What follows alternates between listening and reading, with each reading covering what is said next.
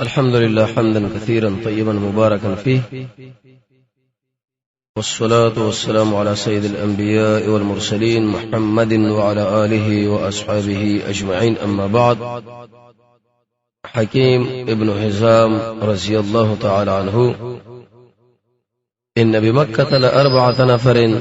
أربأ بهم عن الشرك وأرغب لهم في الإسلام، أحدهم حكيم ابن حزام رضي الله تعالى عنه.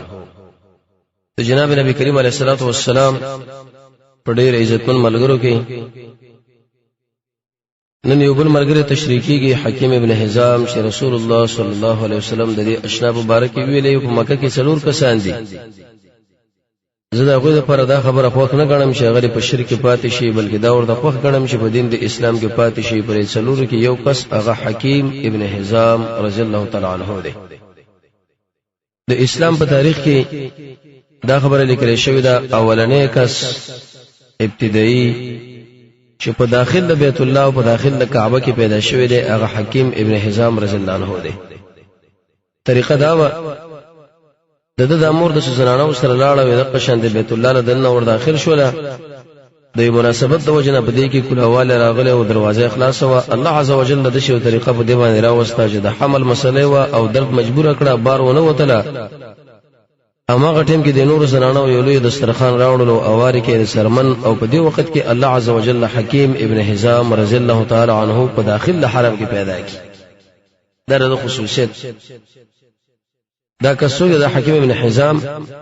یو سره شل کار د عمر د شپېته کال په اسلام کې تیر کړی، د شپېته کال په کفر کې.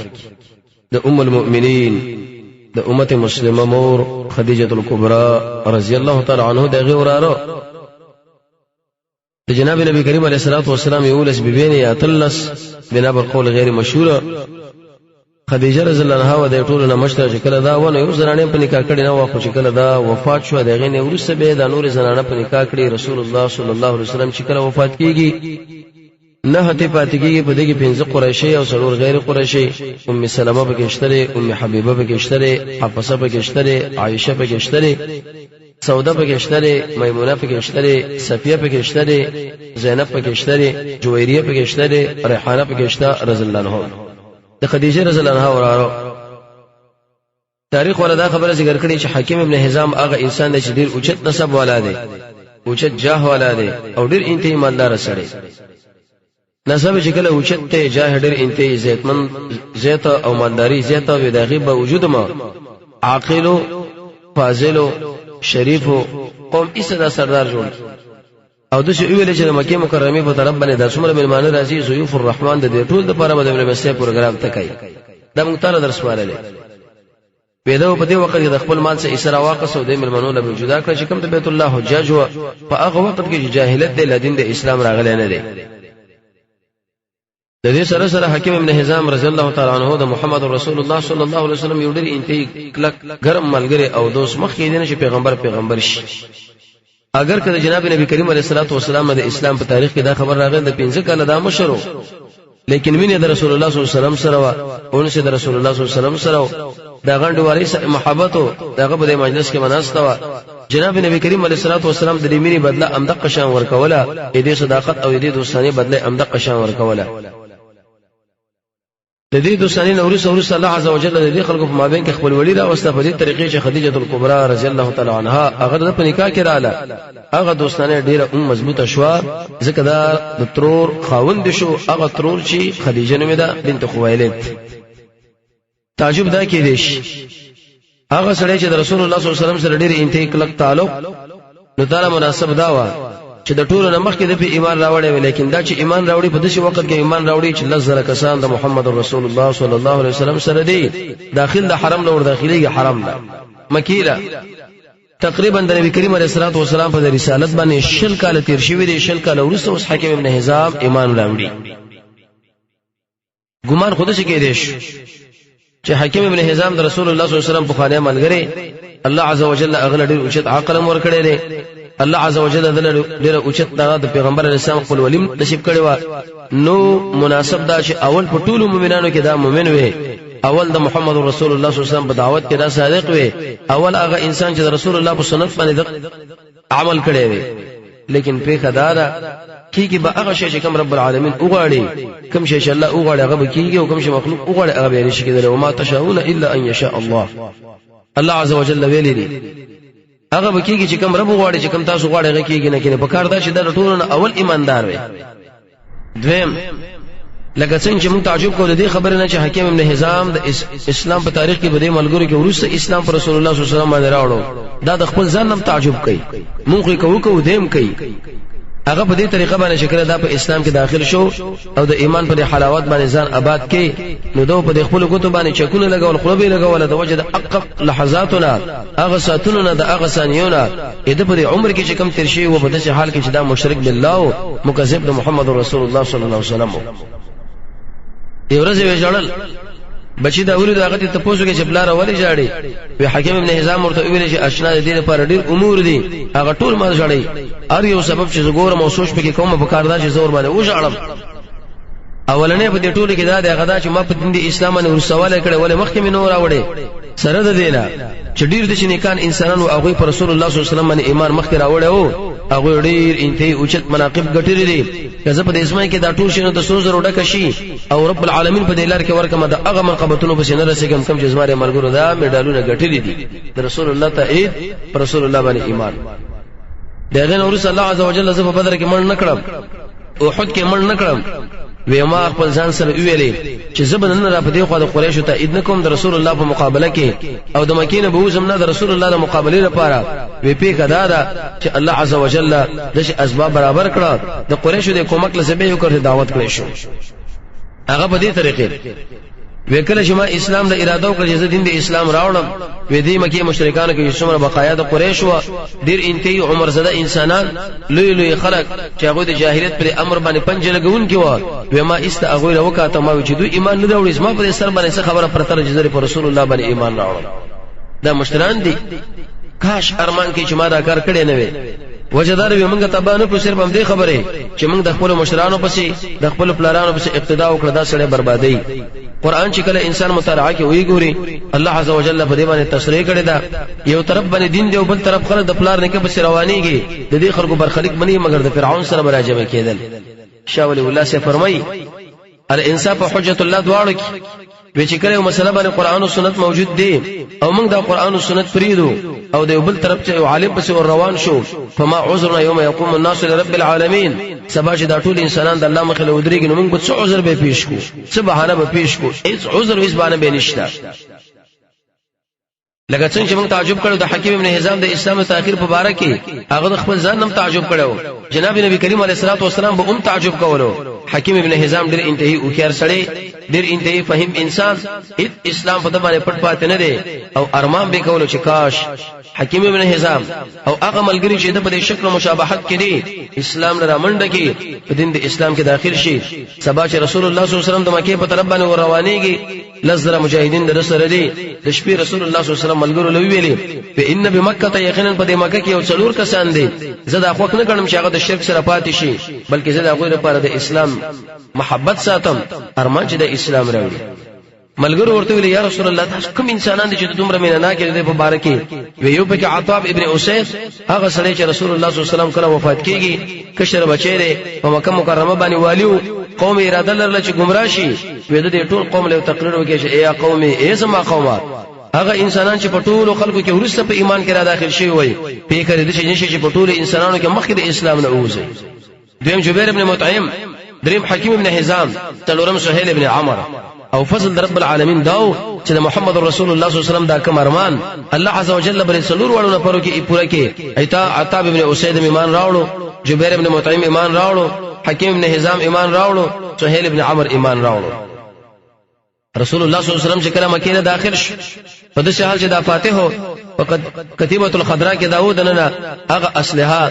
هغه قطعه چې په اسلحه باندې آباد و تب دا ګمان کول که غړګار رسول الله صلی الله علیه وسلم بده کې انکار وکړه د دې خبرې نه چې اوس مخامخ د حکیم ابن حزام اکرام کوم یو اوچت आवाज باندې ملګرو لوي ویل دي چې وایا چې دا غوي ورکړي چې الله اله الا الله وحده نشته حقدار د بندګۍ سوا د الله نه یکي واځي هغه دی لا شریک له شریک نشته وان محمدن عبده ورسوله محمد الله بنده او رسول عليه الصلاه والسلام فهو امن دې سړي لا د محمد رسول الله د خوانه دغه د ملګرو د خوانه امن دی څوک چې د کعبه په دی خوا کې کینې سو اسلحه پس مکه باندې کې خو دل امن دی څوک چې خپل کور کې کینې سو دروازه په ځای سره بند کړل دل امن دی څوک چې د ابو سفیان په دی کور کې نه وته دل امن دی څوک چې د حکیم ابن حزام په دی کور کې نه وته دل امن دی او حکیم ابن حزام کور چې هغه مکی په دی لاندې طرف کې وو د ابو سفیان کور چې هغه مکی په دی پورته طرف کې وو رسول الله صلی الله علیه وسلم په دې باندې خوشاله کېدو چې اوس الله عزوجل دې خلکو له ایمان او اسلام نصیب کړي څنګه د ډېر اوچت خلک دي حکیم ابن حزام چې محمد رسول الله صلی الله علیه وسلم د اسلامي سیاست ولیدو چې زموږ څومره اکرام احترام وکړلو وی اسلام راوړو او وی اشهد ان لا اله الا الله وحده لا شريك له واشهد ان محمدا عبده ورسوله گوی ورکوم په دې خبره چې نشته حقدار د بندګۍ سوا د الله نه والله اکیو د شریک نشته او گوی په دې خبره باندې ورکوم چې محمد صلی الله علیه وسلم د الله بنده او د الله رسول دی د شي اسلام راوړو چې د اسلام دغه په عقل باندې تسلط وکړو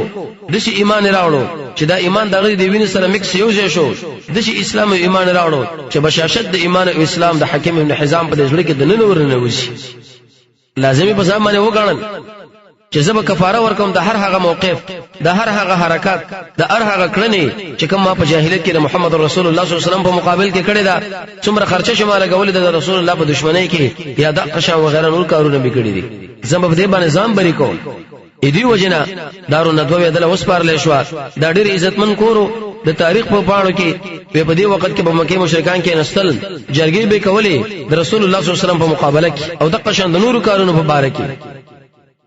د دوی سادات د دوی کو برابر راجم کېدل چې د رسول الله مقابله مونږ څنګه وکړو په دې کور کې حکیم ابن حزام اراده وکړه چې دا کور خو زما دی زه اوس غواړم چې دې نه ځان خلاص کړم اراده دا وکړه چې وسو هغه ګناهونه چې کوم ما کړی دي هغه خطاګانې چې کوم ما کړی دي هغه باندې پرده اچول پکار دي هغه په دې طریقې وې دې په یو لک درهم باندې خرڅ کړه یو چا ورته ویل د مکی په ځوانانو کې چې اے سړیا تا خو عزت د مکی تبو برباد هغه دې خرڅ کې دا ولي حکیم ابن حزام ورته ویلې وې ته خو ډېر لري انسان د عقل نه ای بچیا عزتونه ټول لاړل عزت میزت نشته لري صرف عزت چې هغه په تقوا ده او ما دا نه خرچه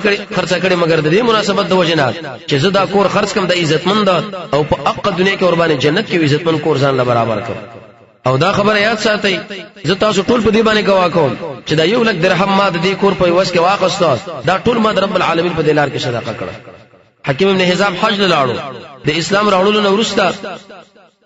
د خپل مخینه تقریبا مخله سل اوکان د شي اوکان چې هغه باندې قیمتي جامع اچولې وي ډېر اوچته جامع وي د ټول روانه کړي وي او به ټول الته په حج کې د رب العالمین د رضا په خاطر باندې الاله کړي تقربا الى الله عز وجل چې تر څو پر زه په رب العالمین لزان نږدې کوم سل اوکان سه په خله دیږي الله رب العزت سره نږدې کیږي په صدقاتو الله سره نږدې کیږي د قیام الليل په وجه الله سره نږدې کیږي د شپې په اخري حصے کې دعا الله سره نږدې کیږي په سجدي لګولو الله سره نږدې کیږي حدیث مسعود احمد کې راځي په نوافلو الله سره نږدې کیږي عبد الله ابن مسعود فرمایي په قران الله سره نږدې کیږي په نفلي صدقاتو لکه څنګه چې زینب رضی الله عنها نږدې شوی و رب العالمین لا په دغه صدقاتو الله رب العزت سره نږدې کیږي په جهاد په سبیل الله الله رب العزت سره نږدې کیږي په اخلاص باندې الله رب العزت سره نږدې کیږي هغه ایمان بالملائکه ایمان بالکتب ایمان بالرسل او دغه شان وغیرہ نور د کارونه چې کوم الله او رسول نشاندهي کړی دي را روان کړ به حج لاړو عرفات کې ودرېدو تقریبا سل غلامان و د ار غلام په دې سټ کې د قشان د سپینو زرو یو توق لګولې او پاغي باندې دا خبره لیکلې و او تقاء لله عز وجل عن حکیم ابن حزام لکه څنګه تیر کال ما سل وکانه د الله لپاره اعلی کړي شکل دا سل قیمتي غلامان چې د ار غلام په دې غاړه کې د سپینو زرو پټې ده دا مې ټول د رب العالمین د رضا په خاطر باندې آزاد کړ هغه به ټول آزاد کړ دریم کال چې به حج دزي د ځان سره زر ګړي روانې کړې دي او د قشان دغه وینې د رب العالمین د رضا لپاره د مینا په ډګر باندې توې کړه او وی ویل چې د زر ګړو څومره وکړه دا ټول د مسلمانانو فقراو لور کوي تقربا لله عز وجل اذا بدر رب العالمین لزان نشدې کوم په کدا د حنین غزا وشو الله عز وجل مسلمانانو لډیر انتهازات فتوحات غنیمتونه ورکړه حکیم ابن حزام رسول الله صلی الله علیه وسلم لوي یا رسول الله معلوم پکې شراکت ورکړه به سوالو کې مال شراکت به ورکړه به سوالو کې مال شراکت به ورکړه تر دې پوری نبی کریم صلی الله علیه وسلم ورسل او خان ورکړه په دې وخت کې د نبی اسلام والا ذکر رسول الله صلی الله علیه وسلم ورته ورکړه جناب نبی کریم علیه السلام د ملګرو تربیت کې ورته ویل یا حکیم ان هذا المال دا مال چې د خوګ دی دا شین دی خوګ او شین شری د انسان میلان کیږي چا چې واخصو په سخاوت د نفس څومره دل ورکړ شو پاغي باندې د صبر او قناعت وکي الله تعالی به برکت اچوي او چا چې واخصو په دې مناسبت چې تمه پیدا شي کدل کورونه مونږ ورکو وې د قمال بدل به به برکت ونه چولې شي او هغه سړی دا په پشان د هغه چا چې خوراک کوي مړیږي نه او وی ویل ولید العلیا هغه لاس چې د ورکړي والا دی دا غره د هغه لاس چې د اخستون کې والا دی ځکه رسول الله صلی الله علیه وسلم د اوچت همت په طرف باندې ترغیب ورکړي حکیم ابن حزام چې محمد رسول الله صلی الله علیه وسلم د عزت نه راډکه وینا واوریدا وی ویل یا رسول الله والذي قسم ده فاغ الله چې ته په حق را لګلې زبستانه ورسنو د اچانه سوال نکوم بس د اچانه ویو شم عالم تر دې پر جزاء غي دنیا لاړ شم او الله عز وجل حکیم ابن حزام په خپل قسم کې به پوره کې په دې طریقه باندې ابوبکر صدیق چې خلیفۃ المسلمین شو څو کړه دیو کرت نه بلکې زیات دل ویلې چې راشه بیت المال کې ستا حق دی هغه د سروال د انکار کو ودا زنا عالم عمر ابن الخطاب چې کله خلافت وسپارل شو هغه وغوښته ورته ویل چې زوړ مال دیم پاتره موږ سره نه ویم دی انکار وکوي زین عالم عمر رضی الله د خلکو په دې مابین کې ودرد وی ویلې زه تاسو لګوي در کوم په دې خبره باندې اے د مسلمانانو جماعت حکیم ماروغ د پاره دی چې بیت المال کې ستا ډیر مال لې څه زما په دوره کې صدق ابوبکر صدیق په دوره کې داواله حکیم ودا و نه قصلو هیڅ شی دغه نه تر دې پر چې دنیا نه دا وفات شو ان زاهد په دنیا او شیخ الاسلام ابن تیمیه رحمه الله فرمایي زهد دې ته ویل کې ترک ما لا ينفعك في الاخره پر خودل د هغه شی چې د لپاره دنیا کې پیدا درنه کی او کله چې انسان کې زهد دا ترقی په طرف باندې روانيږي رب العالمین د حکیم ابن حزام رضی الله تعالی عنه جنت الفردوس داخل کی او موږ تاسو د الله عز وجل د صحابه کرام سیته به ذریعہ نصیب کی وصلی الله تعالی علی خیر خلقه محمد و آله و اصحابه اجمعین برحمتک یا ارحم الراحمین.